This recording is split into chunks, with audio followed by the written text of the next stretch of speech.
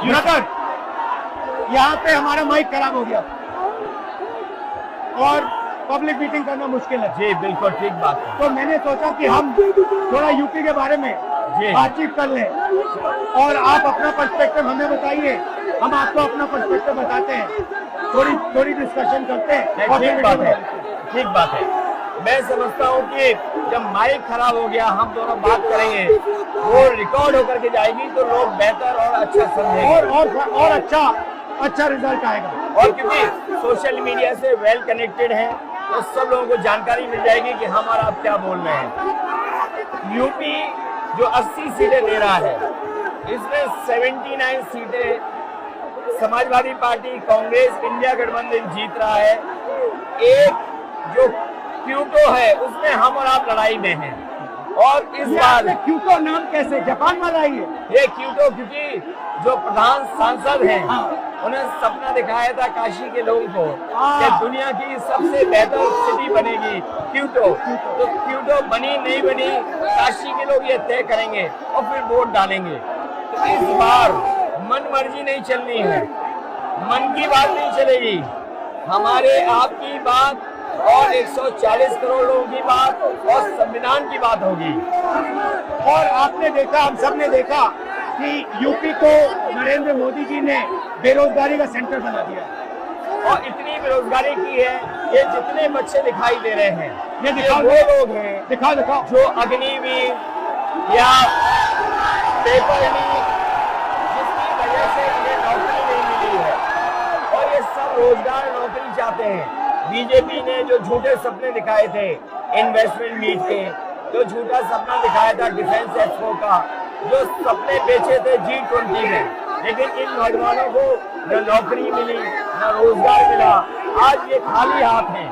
तो इसलिए हमें और आप मिल के जो आपने कहा, जो इंडिया गठबंधन कह रहा है कि 30 लाख बच्चों को नौकरी दी जाएगी, उस दिशा में हम लोग काम करेंगे। और पहली नौकरी पक्की स्कीम जिसके माध्यम से हर ग्रेजुएट को नौकरी का अधिकार, बेहतरीन ट्रेनिंग और बैंक अकाउंट में 1 लाख रुपए साल के। आपने नोट किया कि मोदी जी खटाखट बोलने शुरू कर दिए। ये आपके खटाखट के बाद वो रटारट खटाखट कर रहे हैं। अच्छा, आप एक बात बताइए, मुझे क्यूरियोसिटी है, थोड़ा आप अपने पापा के बारे में मुझे बताइए जी। मुलायम सिंह यादव जी के बारे में बताइए, आपने उनसे क्या सीखा? नेताजी और उनके साथ के लोग बिल्कुल जमीनी राजनीति करते रहे। हालांकि नेताजी कुश्ती, पहलवान और गाँव के थे। करते हो कुश्ती? नहीं, मैं कुश्ती नहीं कर पाया जीवन में, क्योंकि मैं मिलिट्री स्कूल में चला गया तो कुश्ती नहीं कर पाया। लेकिन नेताजी इसीलिए धरती पुत्र बोले गए कि वो जमीन की बात को समझते थे। धरती पर जो लोग हैं उनकी क्या भावना है उसको लेकर के वो आगे बढ़ाना चाहते थे। और आपका इस क्षेत्र से और इस शहर से आज का लगाव नहीं है, न जाने कितने सालों पुराना लगाव है। जो इमोशनल कनेक्ट आपका इस शहर और शहर से है वो शायद और किसी राजनीतिक परिवार का नहीं होगा।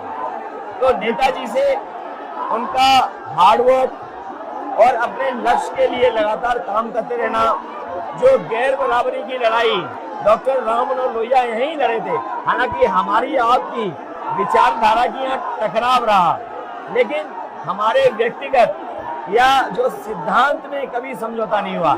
सिद्धांत को लेकर के हमने आपके साथ खड़े हुए और कई बार खड़े हुए, और आपकी भी पार्टी सिद्धांत से बहुत करीब रही समाजवादियों के। बट मुझे लगता है कि अब एक नई तरीके की पार्टनरशिप बन रही है, क्योंकि जो इस बार हमारा कोऑपरेशन है, शायद पहले ऐसा कोऑपरेशन नहीं हुआ। मतलब बिल्कुल सब जुड़ गए। सबसे अच्छा ये है कि जितना उन्होंने कहा 2 लड़कों की जोड़ी, उतना युवा आपसे, हमसे, इंडिया गठबंधन से और जुड़ गया। तो ये नेचुरल अलायंस है, और नेचुरल अलायंस इसलिए लोग महसूस कर रहे हैं कि वो चाहते हैं कि नौकरी और रोजगार मिले,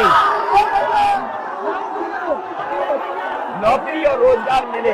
तो ये बड़ी भावना है कि हमसे आपसे ये यूथ कनेक्ट कर रहा है। सबसे बड़ी बात, महंगाई की चोट सबसे ज्यादा इन लड़कों को लगती है। हमारी थिंकिंग है और आपकी भी है कि ये जो 22-25 लोगों को नरेंद्र मोदी जी ने पूरा का पूरा धन पकड़ा है, उसको ठीक करने के लिए जो हमारे युवा हैं, माताएं बहनें हैं, उनको डायरेक्ट बैंक अकाउंट में पैसा देना। देखिए, ये जो लोगों के पास पैसा पहुंचने से जो अर्थव्यवस्था को लाभ मिलेगा, मैं समझता हूँ इनका भाग्य में बनेगा और देश की अर्थव्यवस्था ही बेहतर होगी।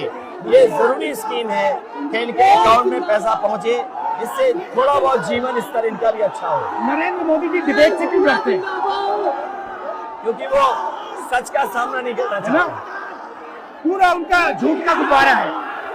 वो बीजेपी और बीजेपी के लोग मन मर्जी से चलते हैं, अपनी मर्जी से चलते हैं और उनको लगता है कि डिस्कशन की कोई जरूरत नहीं है क्योंकि वो सब कुछ जानते हैं। डेमोक्रेसी में जितना डिस्कशन होगा, जितने विचार एक दूसरे को हम सुनेंगे और एक दूसरे पे भरोसा करेंगे, उतना हमारा लोकतंत्र मजबूत होगा।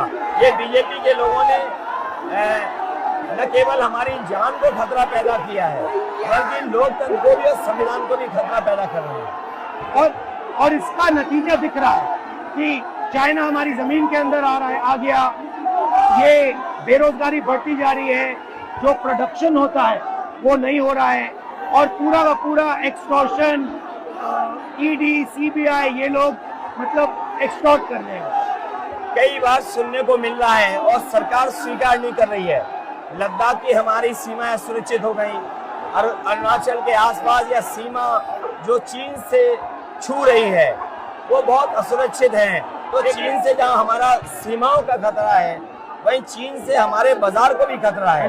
तो कहीं ना कहीं हम लोगों को अपनी मैन्युफैक्चरिंग इकोनॉमी और मैन्युफैक्चरिंग इकोनॉमी को बढ़ावा देना पड़ेगा। और ये जो स्कीम्स है, पहली नौकरी पक्की और महालक्ष्मी, ये मैन्युफैक्चरिंग सिस्टम को, इकोनॉमिक सिस्टम को जंप स्टार्ट करने के तरीके हैं। ये बहुत अच्छा जंप स्टार्ट होगा। इसको अगर फोकस होकर के आईआईटी, पॉलिटेक्निक, इंजीनियरिंग कॉलेजेस को, इन सबको इकोसिस्टम में ला करके, मैं समझता हूँ युवा नौजवानों को अच्छी नौकरी और रोजगार मिल पाएगा। और हमारा लक्ष्य है कि सब, हर जात को भागीदारी मिले, स्पेस मिले, हर इंस्टीट्यूशन में, बिजनेस में, एजुकेशन के सिस्टम में।